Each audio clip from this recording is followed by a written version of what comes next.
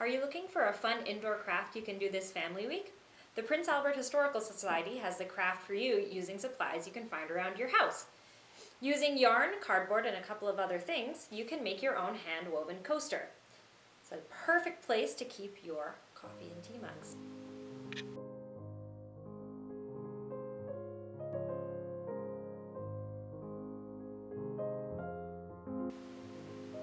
Alright, so the supplies that you'll need for your hand-woven coaster project are leftover cardboard, some fiber, a pair of scissors, and a plastic needle. This is really important. You don't want to use a metal needle as it'll be too sharp, but you can find these plastic needles at any craft store. You may have something at home that would work as well. So with the cardboard, you want to measure out how wide you'd like it to be. We decided we would do around 9 centimeters. That makes a nice coaster size. And then the length is a little bit less important because you can make it as long or as short as you want. So what we did is we measured out 9 centimeters here and did a small notch that's about 2 centimeters long in the top of each loom. And so these are 1 centimeter apart. You also want to make sure you leave a little bit of room on the sides so you have something to hold on to. So now that we've got our cardboard all prepped, this is what we call our loom. So the loom is the tool that we'll be using to do our weaving. So you'll take your thinner white, if you're using like what we are, and you're going to wrap this around all of the notches you made so that you have strips of white coming down on the front. So now to do this, you'll start at one of the far top corners and pull your string through the notch, leaving a small tail at the back. If you like, for security, you can tape this down. I've found that's very helpful when I am doing mine. So now you've got it coming out here and you'll just bring it down to the notch on the other side and loop it around behind. So then at the back, you can see you have a small loop there while you've got your straight edges here. So what that looks like from the back is so. Hold and in.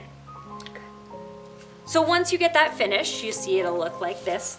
And on the back, you'll see you've got your little loops and your ends, and I've taped mine down here. So now is the fun part, the weaving. So you'll grab whatever color of yarn you're choosing to use, and it's a lot easier to cut it into a shorter strip, so maybe around 2 feet. And then you can just tie a little knot to keep it secure on the end of your plastic needle. So now we're going to take our loom, and using our needle, we'll weave. This is a little bit tricky to get started. Underneath and over, alternating on the white yarn. So you'll see it looks something like this. Then you can pull your needle through, pulling all that nice yarn.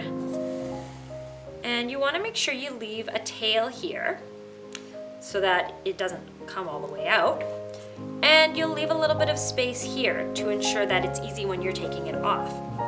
So now that you've got your first one done, you'll go back from the other side, but you'll do the opposite. So where you went under the white yarn, you'll go over. And as you get working on this, it does get a bit easier. I know I tend to pull my white fiber quite tight. So you'll pull it through here. And when you're pulling, you can keep your thumb on the one where you're going to be making the little loop at the end, just to ensure you keep it straight, because if you pull too tight, you can see it kind of comes and makes a funny shape there. So you want to try and keep it as straight as possible. And as I said, the more rows you do, the easier it gets. And now it's really easy as well to fix if you make a mistake. And just be careful you don't get your little ends caught in there. So let's see, I made a mistake here. I accidentally mixed up my pattern. As you can see, I've got two underneath where I should just have one. Oh dear. So you can just take this and just pull it all the way back out.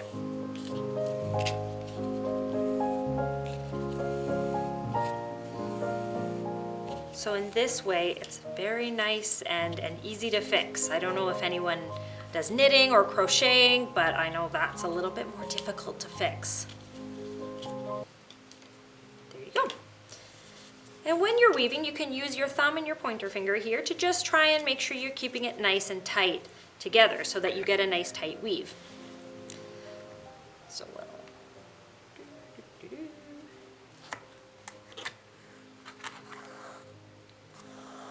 pull it through.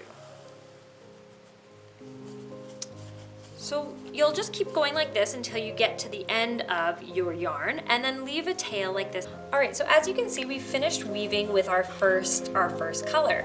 So what you can do is untie it from your needle. And you have two options now. If you'd like to keep going with the same color, you can use the same color fiber, or you can choose another color to add a stripe. So I think I'm going to add a nice green stripe here.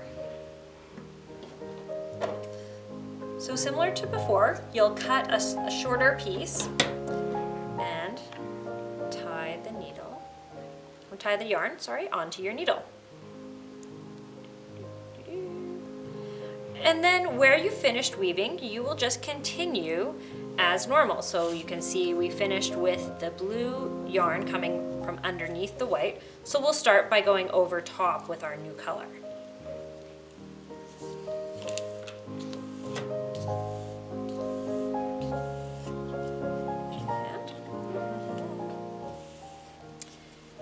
And then of course we'll want to leave a short tail at the end here. And then like so, you've added your new color.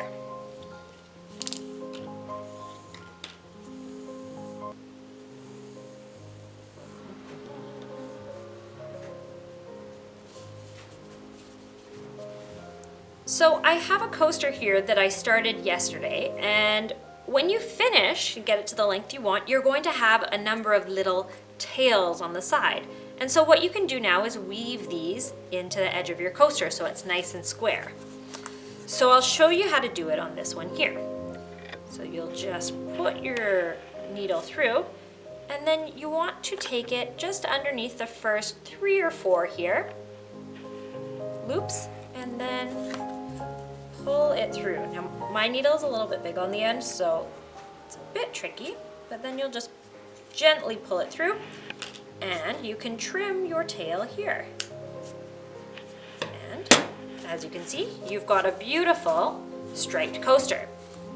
So the next step is going to be taking it off of your cardboard loom.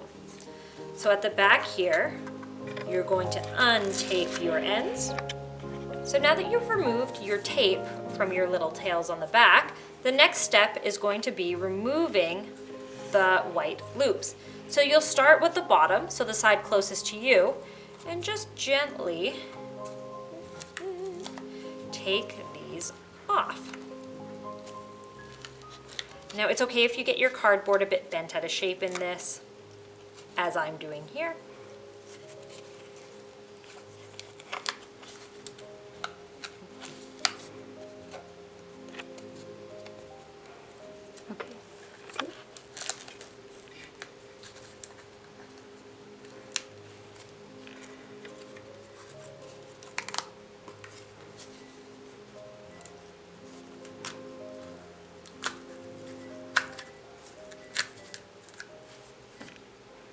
All right, so you can see now it's off the loom. What you want to do is gently pull it down and shuffle it down so that it's tight against these bottom loops.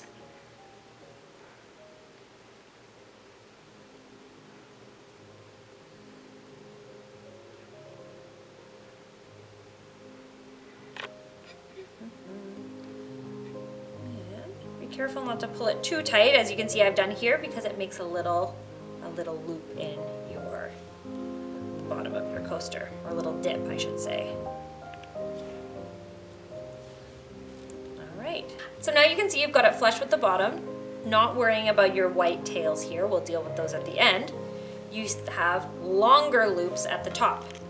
So what you'll do is just give these a little snip and then tie the two ends together. So take your two strings that were making the loop and just put a small knot.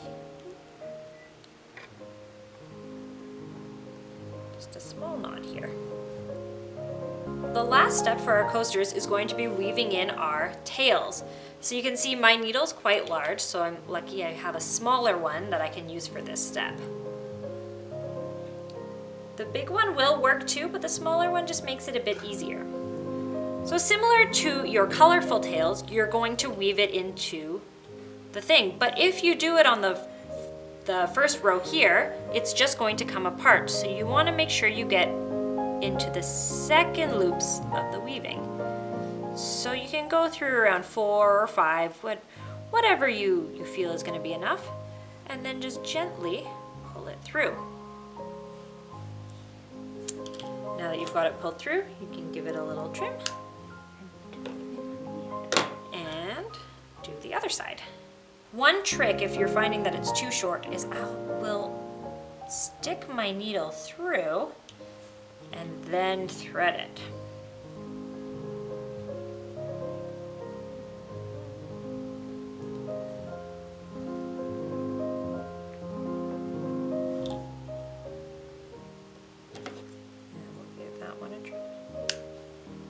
And you have your new coaster. Don't you guys use coasters now?